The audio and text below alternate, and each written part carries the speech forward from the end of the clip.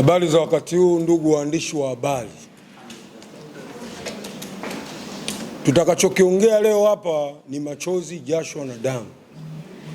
Hii ni plesi ya machozi ya wanasimba. Ilipofikia sasa inatosha. Mambo mengi yameongea msemaji mwenzangu, mwenyekiti wangu Dr. Mo, mwenyekiti wa mainfluencer kwa upande wa Simba na mwenyekiti vile vile wa mainfluencer wote kwa upande wa Tanzania Sports Influencer. Respect my brother.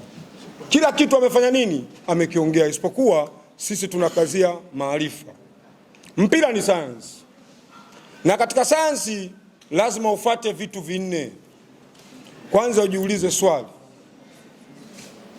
Ufanye observation.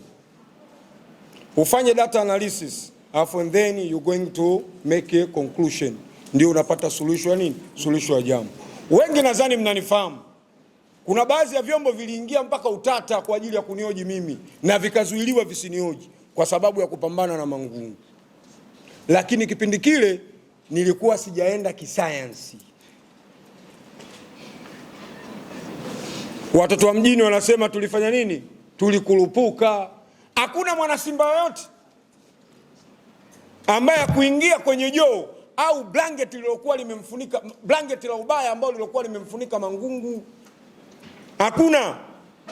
Na hakuna mwana Simba yote ambaye hakuingia kwenye kiyoyozi, chumba chenye kiyoyozi cha kumpepea mwekezaji wetu. Na ndio maana mambo mengi yalikuwa kama amefanya nini? Yamefunikwa. Lakini ukiingia, ukitumia science, ukajiuliza swali, ukafanya observation, ukafata data analysis, ukapata data zako, basi utakuwa umelipata jibu lilokuwa sahihi. Kwa hiyo wengi sasa hivi tumetoka katika mlango huo wa kuamini kwamba Simba bila ya mwekezaji wetu, sio uwekezaji, bila ya mwekezaji tuliyekuwa naye sasa, Simba haiwezi kwenda. Na hili liliwamengenya sana ndugu zetu watu wa nini? Watu wa upande wa pili, watu wa Yanga, watani zetu. Kipindi cha Manji, watu wengi waliamini Manji akitoka Yanga imekufa. Lakini mwisho wa siku Manji yupo sasa hivi ndani ya Yanga. Kuna GSM, si ndio?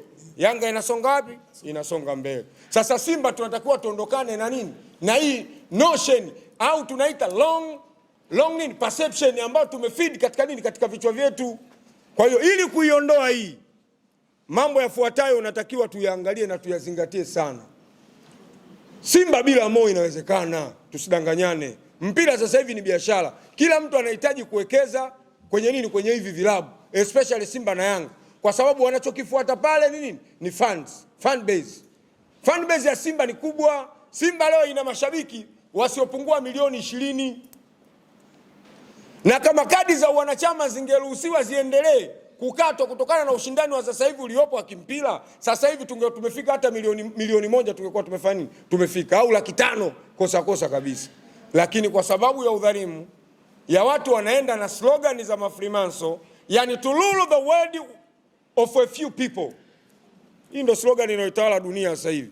Ukitaka kuwatawala watu hakikisha wako wachache. Ndio ikatupelekea mpaka Simba mpaka leo, kuanzia 2017 mpaka leo hii hakuna wanachama wapya. Tumebakia na wanachama wale wale. Influencer anaitwa influencer, haeleweki. Lakini kuna watu wana new vision, wana new mission, wako pembeni mpaka leo hii hawatakiwi kupewa kadi. Utapataje wanachama waliokuwa bora? Unakuwa na wanachama ambao wanaingia kwenye mkutano mkuu, akili zao zinakuwa kwenye mambo mengine, sio katika kuijenga Simba. Mimi nawapa mfano mmoja. Kama huyu mtu angekuwa kweli yuko strong, anahitaji maendeleo ya Simba, Simba isingekuwepo hapa ilipofika. Yani Simba isingekuwa hapa ilipofika. Yani yeye kazi yake ni kulimbikiza madeni ili baadaye timu ishindwe kulipa. Sijui anataka aifanye nini, aichukue au aifanye nini. Kuongea vitu ambavyo havifai katika taasisi ya Simba. Kwa mfano, ni mara kadhaa zaidi ya mara 2 ameshaongea Simba amefanya nini? Ameinunua. Simba ni ya kwake. Huyu mwekezaji wetu. Mwekezaji huyu tunaona wachezaji ambao sifa ya timu kubwa ni kuzuia wachezaji waliokuwa bora kuelekea katika msimu uliofuata, ili uongezee ufikie ile target unayoitaka. Kuna msimu 22, 21, 22, 22, 23 Simba ilikuwa na kikosi bora ambacho kilikuwa na uwezo wa kukompiti na timu yoyote barani Afrika hapa. Simba kina Mixon na Chama yeye. Lakini mwisho wa siku kachukuliwa Chama, kachukuliwa Mixon, kauzwa. Mwekezaji huyo anataka kuwekeza na mission na vision yake, anakuambia I want to brand Simba in order to compete with 5 big club barani Afrika. Tunacheka kwa dharau. Tunacheka kwa uchungu, sio tunacheka tu hivi hivi. Yaani mtu ametoa kabisa vision na mission yake ni kuipiga chapa Simba iweze kushindana na vilabu vikubwa 5 barani Afrika. Huyo mwekezaji anaongea yeye. Lakini katika slogan hiyo ile timu sasa anaoijenga ili aipige chapa, wachezaji wanaosababisha timu ipigwe chapa iweze kushindana na hivyo vilabu anachukua, anawapa hao anaotaka kushindana nao. Anamchukua Mixon, anampeleka National Al kwa pesa mingi tu. Anamchukua Chama, anampeleka Berkane, anaenda kuzalilika kule. Alafu wao wanataka kushindana nao. Slogan iko wapi hapo? Mwekezaji huyo mwenyekiti ambaye alikuwa na upinzani naye mkubwa, ambaye alikuwa anapambana naye, Swedi Mkwabi, mwenyekiti anakuja ana tweet kwamba kuna mtu tunasafiri naye kwenye mtumbwi, lakini anatoboa mtumbwi, maji yanaingia kwenye mtumbwi, tafsiri yake huu mtumbwi utazama. Mkwabi anakuja anakaa pembeni, anafanya nini? Anajiuzuru. Leo ameona ubora wa Mkwabi uko wapi, kamchukua kamtia kwenye bodi yake, tena kwa kumteua. Kuna nini hapa kwa huyu mwekezaji? Kwa hiyo mwekezaji wetu anaonekana wewe si muhindi bwana. Sikuna wahindi wenzio. Wewe si ushapewa 49% ya kwako, tafuta wahindi wenzio weka huku. Huku upande wa Simba usiguse, lakini yeye anatoka kwenye 49% anaingia kwenye 51, anachukua watu huku anawapeleka wapi? Yaani akikuona wewe una kilomolomo, yani kilopolopo, unapinga kile anachokipanga yeye, anakuchukua anakuleta huku, anakulambisha asali. Ukishalamba asali shehe, lazima utatafuta nyuki walipo. Utawafana nyuki rafiki zako. Ingawa nyuki wana uwezo wa kukutoa wewe vinundu. Ndio anachokifanya mwekezaji wetu. Kwa hiyo system anayotumia ni divide and rule system. Ngoja niwakumbushe, nyinyi wengi hapa mmesoma, si mna degree mna diploma za uandishi wa habari. History ndio sehemu yenu, si ndio? Muingereza alikuwa kuna system mbili of ruling. Kuna direct na indirect system. Si ndio? Direct ina maana mzungu mwenyewe anafika katika eneo, analitawala lile eneo kwa kutumia watu wake. Ndio tunapata seta koloni hapa wazungu wenyewe kila each and everything. Ukija kwenye majeshi, ukija kwenye serikali, kila sehemu wanakaa wenyewe wazungu, wanaendesha serikali yako. Lakini indirect system, indirect anatumia puppets, African puppets au African leader au African chiefs katika kufanya nini? Kutawala lile eneo on behalf of nini? Of them. Kipindi hicho Mwingereza anaweza akaja, anakuja anapita katika field of work, mfano shambani, anakuta Waafrika wanalimalima pale. Akifika pale, Waafrika wakishaona wazungu wanakuja, wanalima kwa kutumia nguvu kubwa, wanamwaga jasho lao. Mzungu anamwambia pole, fanyeni kazi taratibu taratibu. Anawaambia wale Waafrika, alafu anatoka anaenda nyumbani kwa chifu. Akifika kwa chifu anamwambia chifu, wafanya kazi wako kule hawafanyi kazi, wanalegalega. Chifu anatoka mbio, anawafuata wafanyakazi wake. Nyinyi amlimi, amfanyi kazi, mnanigombanisha na nani? Na bosi wangu. Wewe sasa ndio vajo la wale wa Afrika pale. Mwenye shamba amekuja amekwambia fanya kazi polepole. Alafu anakuja kiongozi wako, chifu wako anakwambia nyinyi amfanyi kazi. Hivi hebu wewe vajo la yule mtu pale, utamchukuliaje yule chifu wako? Utamwona mbaya, si ndio? Mzungu akakwambia lima polepole, wewe unakuja unawaambia watu walime kwa nguvu. Tafsiri yake chifu ni mbaya. Kwa nini wazungu Waingereza walikuwa wanatumia hii system? Ili kuwagombanisha Waafrika na viongozi wao. Ndio system wanaotumia nini mwekezaji wetu. Ndio maana leo anawatoa huku kwenye upande wa Simba, anawaleta huku kwake. Tafsiri yake anajua kama wako 20 au wako 10, nikichukua 3 au 4 nikiwaleta huku, hao waliobakia lazima watawachukia hawa. Ni sawasawa na baba mwenye familia ya watoto 5. Katika watoto 5 unateua mmoja au wawili, unawasomesha shule za hizi senti za kulipia. Wale waliobaki wanaenda nini? Shule za kata. Wewe unafikiria unajenga familia ya aina gani hapa? Lazima hao walioenda shule za kata watawachukia wenzao waliopata elimu bora. Ndicho anachokifanya nani? Mwekezaji wetu. Lakini kikubwa tunachokiangalia sisi, tunaijengaje Simba? Sasa nani atakuja kuikomboa Simba? Ina maana ni mwenyekiti ambaye atakuwa na makucha marefu ya kuja kuikomboa nini? Kuikomboa Simba. Mwenyekiti ambaye mwenye msimamo, na alikuwa akigundua tu kwamba wewe una msimamo tayari, lazima anakuvisha jobaya. Ni sawa sawa na paka. Paka ukimweka nyumbani, si ana uwezo wa kukulindia panya?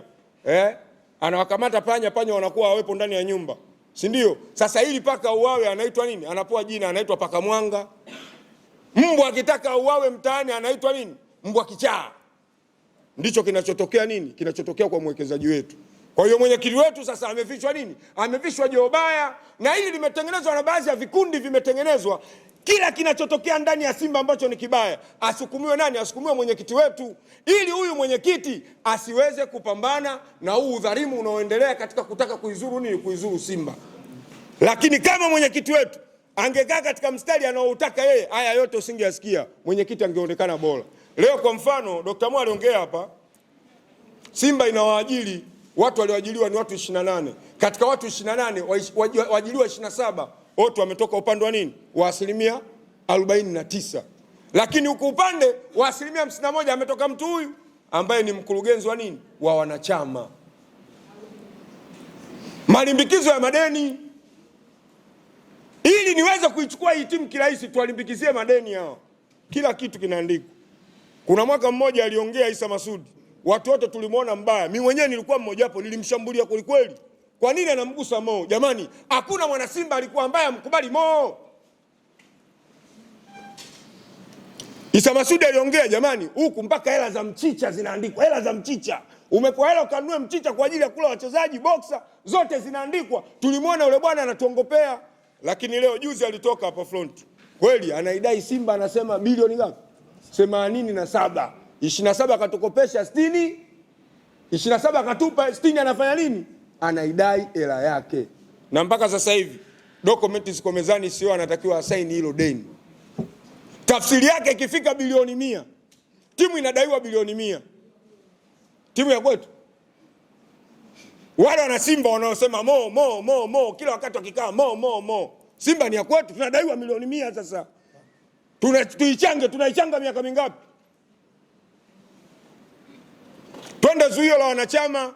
Wengi tulikuwa tunajua mwenyekiti ndio anazuia nini? Wanachama. Lakini huyu Mangungu tunampigia kelele ndio anazuia wanachama. Mangungu ameingia 20 hapa plus. Wanachama wamezuiliwa tangu 17. Hakuna mwanachama mpya wa Simba alosajiliwa, alopoa kadi. Mangungu huko alikuwepo. Tafsiri yake mwekezaji ndio anayefanya nini? Ndio anayezuia swala la kuingiza wanachama wapya. Kwa nini anazuia wanachama wapya? Ukitaka kumtawala mtu hakikisha awe maskini. Ndicho anachokitumia nani? Anachokitumia nini? Mwekezaji wetu Mo Dewji. Anajua Simba ikiruhusu kusajili wanachama wapya, ukipata wanachama 100,000 tu tayari una bilioni 2 na pointi kadhaa. Kama kadi moja ikiwa 30,000, maana yake una bilioni 3. Ukipata wanachama milioni 1, maana yake una bilioni 30. Sasa wewe unataka kuwekeza bilioni 20. Wanachama washaika bilioni 30 kwenye akaunti ya timu yao. Hivi kuna uwekezaji hapo? Ndio maana amefanya nini? Amezuia. Na njia nyingine aliyoitumia baada ya kugaiwa 49% yeye, 51% Simba, alinunua tena 10%. Kwa hiyo kwenye upande wa Simba 51%, ondoa 10 akiwa kama mwanachama. Anatuongopea kwamba hii 10% atawagaia wanachama. Kuna wewe bwana mwanachama umepewa? Hapana. Yaani alifanya inaitwa ni ujanja wa kishamba kama utaperifani, kwa sababu tumeaminishwa ni 51%. Kwa hiyo 51% mwekezaji Mohamed Dewji Mo kachukua 10% yeye kama mwanachama. Kwa hiyo ukijumlisha na zile 49, maana yake ana 59. Sisi wanachama tubaki na ngapi? Na 41. Sijui umeelewa? Kwa hiyo huku tumebakia na 41, kwenye makaratasi sisi tuna 51. Lakini reality yule bwana yeye ndo ana 59, sisi tuna 41. Nguvu ya kuikomboa klabu unaipata wapi? Leo serikali tulikuwa tunajua ili swala la uwekezaji, yeye anatoka analalamika kwamba uwekezaji, jamani mnanicheleweshea. Kumbe anayechelewesha uwekezaji ni yeye. Serikali ishatoa maagizo vitu vitatu vikamilike katika katiba ya Simba, vibadilishwe. Vikishabadilishwa, katiba ikishapitishwa, uwekezaji tayari umekamilika. Vitu hivyo ni vipi? Kitu cha kwanza, ukomo wa wanachama ufutwe. Wao waliweka ukomo wa wanachama mwisho wa wanachama 50,000. Na mimi ndo mtu wa kwanza kuongea, na ndo kilichonitia jela. Nimekaa siku 4 Central pale. Ukomo wa wanachama 50,000. Simba ina mashabiki zaidi ya milioni 20. Leo unawaambia tu wanachama mwisho 50,000.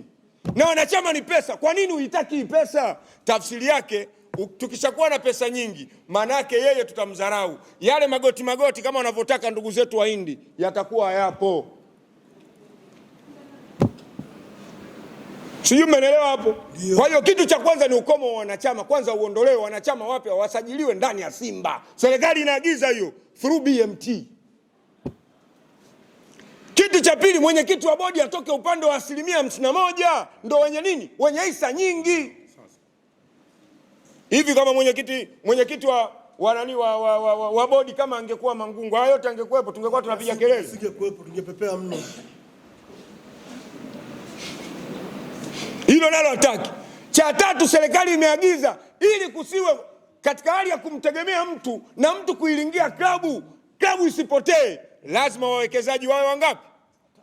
Ili kuondoa nguvu, kwa sababu 51 na 49 bado vinakaribiana. Sisi watu wa hesabu tuliosoma science, approximation hapa 50 to 50 hapa. Au nyewe mnasemaje? 50 to 50. Ili kuondoa hili, hawa 49 wanatakiwa waganywe wawe watu watatu. Huyu 12 point something, huyu 12 point something, huyu 12 point something. Nguvu inapungua, kwa hiyo 51 inakuwa ina nguvu. Huyu bwana hataki. Akataka kuleta mashirika yake. Anaoyajua yeye, anakuambia kwamba hawa ndio watakuwa wawekezaji wenzangu, lakini jina la kampuni bado ni lile Metri. Leo unapozungumzia Mokola, ni kiwanda, lakini ukiingia iko ndani ya Metri. Unapozungumzia sabuni ya Mshimbi iko ndani ya Metri. Unapozungumzia chochote utakachozungumzia cha Momo viko ndani ya Metri, ndio kampuni mama. Serikali imekataa hiyo. Tuliwalaumu sana watu wa nini? Wa FCC, Fair Competition Committee. Serikali ina macho marefu, na ndio maana imeunda hivi vyombo kwa ajili ya kusimamia haki za watu katika masuala ya uwekezaji. Tukawa tunawalaumu wale jamaa walivyozuia ule uwekezaji. Kumbe maskini ya Mungu wanasimamia maslahi ya Simba. Nayo akagoma. Ndio maana kipindi kile cha uchaguzi wakatengenezwa watu, yakatengenezwa makundi kwenda kupiga kelele ule uchaguzi, ule mkutano uishie njiani, ili haya mambo matatu yasifanye nini? Yasipite. Kwa uelewa mdogo sasa wa wanachama wa Simba na mashabiki wa Simba, kweli bado tunaendelea kumwimba nani? Kumwimba Mo, lakini boss kila siku yeye anapiga kelele, yeye anapata hasara tu. Jamani, niwafundishe kitu. Faida ziko za aina mbili, kuna direct na indirect profit. Direct profit, Mike hii na inunua shilingi 50,000 na user 60,000, hapa faida yangu 10,000. Indirect profit hii Mike wewe unaidharau wewe. Sometimes nyewe mnazisahau mpaka kwenye matawi yetu mnaziacha. Lakini hii ndio inaendesha maisha yako wewe. Hiyo indirect. Kupitia hii Mike. Leo unapozungumzia kukua kwa Mo Dewji na kampuni zao ni Simba.